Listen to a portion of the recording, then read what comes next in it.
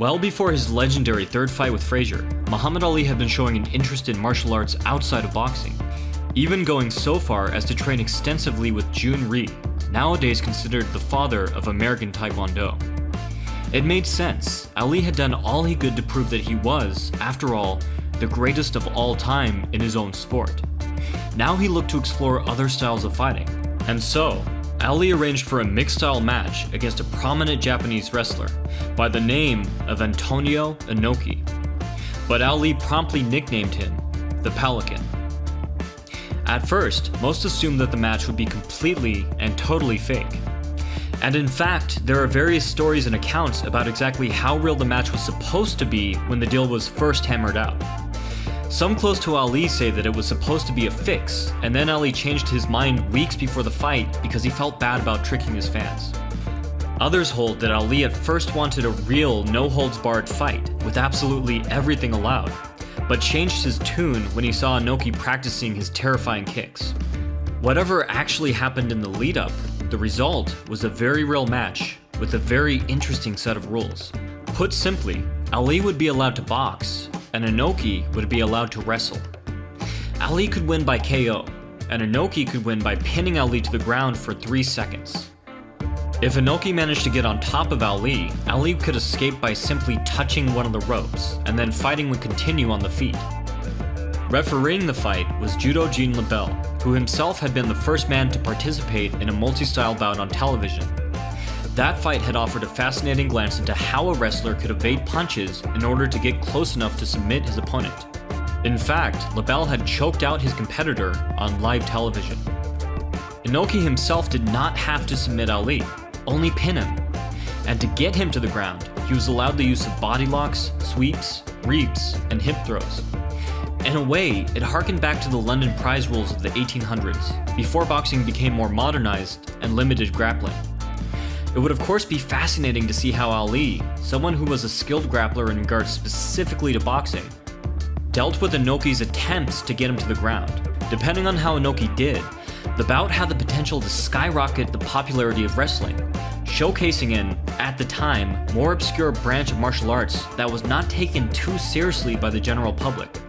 Perhaps it could even usher in a new era of mixed martial arts, where different styles were put to the test against each other, resulting in new, innovative techniques and strategies. But obviously, this is not what happened. What did happen was one of the most bizarre, ludicrous, and yes, sadly real spectacles in combat sports history. The night came. Having no way of knowing the oddity they were about to witness, the crowd cheered as the first bell sounded the start of the 15-round fight. Wasting no time, Inoki leaped through the air and threw a terrifying kick at Ali before falling down on his side. The show had opened with a bang, and spectators, already hazy on the rules, were left confused.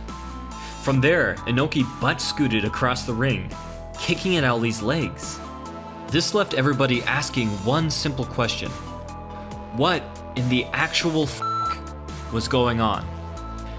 The answer was due to the inclusion of a last-second rule, seen as more of a footnote by Ali's team. It had been agreed upon that Inoki was allowed to throw kicks at Ali while on the ground, presumably to give him some chance of recourse if Ali jumped on top of him and began to rain down blows while he was already dazed.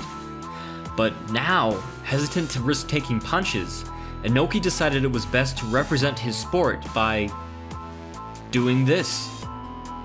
Ali, unsure of what to do, simply jumped away from Inoki while shouting insults, trying to incense him into standing up and using his wrestling, which of course was the whole point of the fight. But Inoki would not stand up, and this bizarre spectacle was to continue unabated until the fourth, when Ali came up with a new strategy.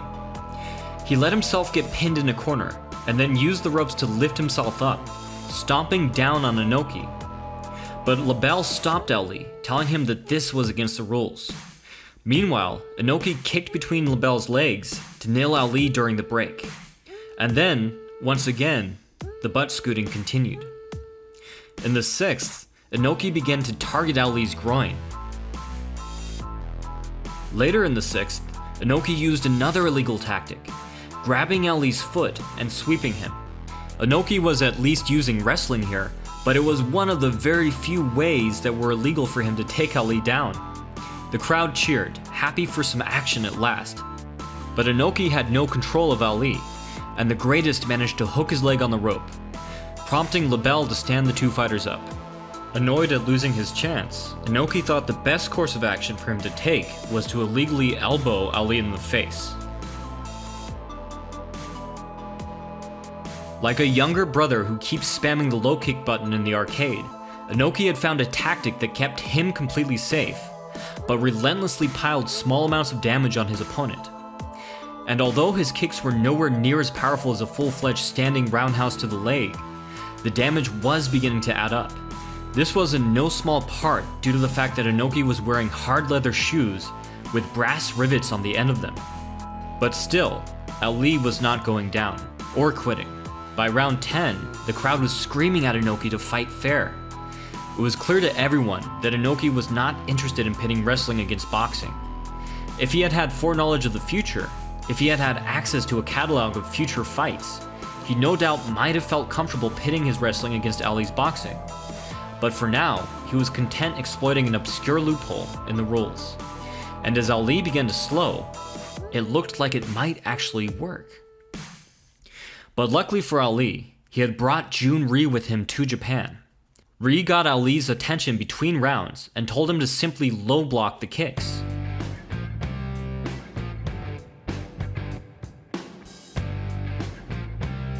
This tactic proved effective, and over the coming rounds, helped greatly to reduce the damage to Ali's lead leg. But then, in the 13th, spurred on by his furious coach, Inoki actually tried to wrestle. But Ali had pretty much given up on trying to box at this point, or in fact, get anywhere near Inoki for obvious reasons. That meant that Inoki could not use Ali's punches to close the distance or tie up his arms, as LeBel had in his fight. Inoki had handicapped himself by his refusal to risk taking punches, and had to shoot in with no setup, ironically taking a hard punch to the face as he entered. Despite this, Inoki actually managed to get between Ali and the ropes in a prime position to take the champion to the center of the ring and throw him to the mat. But Inoki stayed stationary as he adjusted his grip, giving Ali ample time to wrap his arms around the ropes and prompting LeBel to call a break. Inoki now tried a second time, body locking Ali and looking to throw. This time he got even closer, but once again, just in the nick of time, Ali wrapped one arm around the ropes, collar-tied Inoki, and leaned all of his weight on top of him. Intent on finally showing his wrestling prowess, Inoki regrouped and stood with Ali in the center of the ring. He let Ali fire on him, but used his punches against him to secure holds. Inoki then lifted the champion over his head and slammed him into the center of the ring, is what I would have liked to have said. Inoki gave up on wrestling for the remainder of the bout, and instead decided that the best course of action was simply to knee Ali in the groin. Ali, understandably, decided to leave, having experienced far too many shots to the groin for one day, but LeBel talked him into finishing the fight. Now Inoki tried standing kicks. There was no loophole for this, it was entirely illegal, but Ali and his corner actually welcomed it, as it finally gave Ali a chance to box. But after taking just 2 jabs flush to his face, Inoki abandoned this idea as well, and went back to his usual activities. And that was pretty much the most interesting thing to happen until the last round of the fight. Near the end of the 15th, Ali countered one of Inoki's leaping kicks with a hard jab, causing him to slam into the mat. But he chose not to pursue the action, and Inoki simply stood back up. Then, thankfully, it was all over. Both Ali and Inoki returned to their lives, and the fight was mostly forgotten for years. Ali versus Inoki pitted the most famous and beloved sports figure in the world against a martial art that was, at the time, seen as kind of a joke. It was a rare opportunity to pit a different style against a ready and willing boxer, and one greatly squandered by a fighter too scared of Ali to showcase the best of his art form. As we now all know, wrestling, and most other forms of grappling, are highly effective, and each have their place and unique uses in fighting. But at that moment in history, this is not what the world had seen. Ali concluded that Inoki spent his time butt-scooting around the ring because a wrestler must not be capable of beating a boxer when beginning from an upright position, and most people watching came to the same erroneous conclusion. Equally devastating to the world of combat sports, this was now many fans and practitioners' introduction to leg kicks. Ali had taken 107 kicks to the legs, a fact that would later result in Ali being hospitalized for blood clots and requiring blood thinners. In fact, Junri's timely advice to low block could potentially have saved Ali's life. But Ali had a great poker face, and many walked away from the broadcast bemused at the idea of kicking someone's legs to try to hurt them. How ridiculous. Ali walked away from the fight with a third of the money he'd been promised, and the world missed out on what would have perhaps been a new age of mixed martial arts. But of course, this age would eventually come. And this was thanks, in some part, not to the two fighters in the ring, but to the man refereeing them. Gene LeBell would go on to help teach Bruce Lee grappling, who in turn began to introduce it to audiences through his movies. And decades later, one of LeBell's students would play a major role in bringing MMA into mainstream consciousness. But that was all in the future. For now, Ali prepared for his third fight with the great Ken Norton.